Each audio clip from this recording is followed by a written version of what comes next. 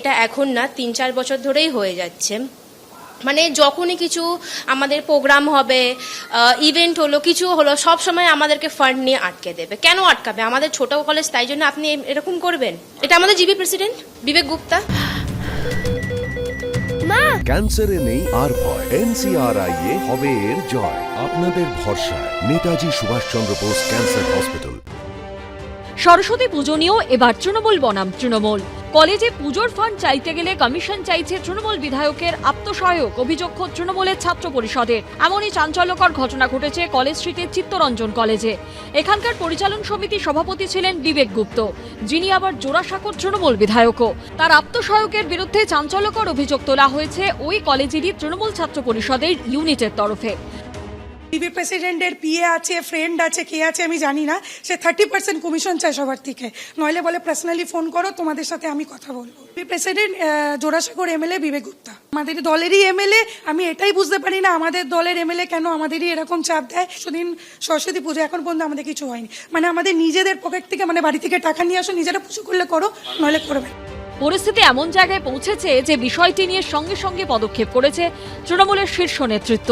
শুক্রবার কলেজের পরিচালন সমিতির সভাপতির পদ থেকে বিবেক গুপ্তকে সরিয়ে শ্যামপুকুরের তৃণমূল বিধায়ক ও মন্ত্রী শশী পাজাকে সেই পদে আনা হয়েছে। যদিও তার আত্মসহায়কের বিরুদ্ধে টাকা চাওয়ার অভিযোগ সম্পূর্ণ উড়িয়ে দিয়ে টিএমসিপি কলেজ ইউনিটের বিরুদ্ধে পাল্টা আঙুল তুলেছেন তৃণমূল বিধায়ক। যারা এই কথা বলছে, আমি জানি না ওরা কতগুলো অথরাইজড আছে না কোন স্টুডেন্টস আছে। আমরা লাস্ট ইয়ারও সরস্বতী পূজার টাকাটা দিয়েছে, পুরো টাকাটা স্টুডেন্টস ইউনিয়ন টাকা নেয়, ওরা খরচা করে, তো কোনো কমিশনের তো কোনো প্রবলেমই নেই। আর এই বছরও সেম অ্যামাউন্ট অফ টাকা স্যাংশন হয়েছে, ডিসবার্সমেন্ট করা। আমরা বলছি কি আগে যা তোমরা প্রোগ্রাম করো ওর বিলটা সাবমিট করো, ওরা কোনোদিন বিল সাবমিট করে না। ওরা সব ক্যাশ টাকা চেয়েছে, ক্যাশ টাকা কিরকম খরচা করে কোনো অডিট নেই। আমাকে তো অডিট করাতে হয়, বিলস দিতে হয়, সাবমিশন দিতে হয়, প্রুফ দিতে হয়, কিন্তু বিল না দিলে আমার অডিটের সময় আমার অসুবিধা হয়।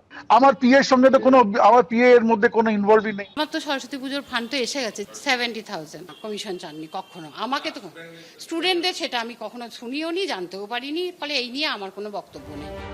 শিক্ষাক্ষেত্রে এই বিতর্ক কি তৃণমূলের পক্ষে অস্বস্তির নয়? কৃষ্ণেন্দু অধিকারী ও আশাবুল হোসেনের রিপোর্ট, এবিপি আনন্দ।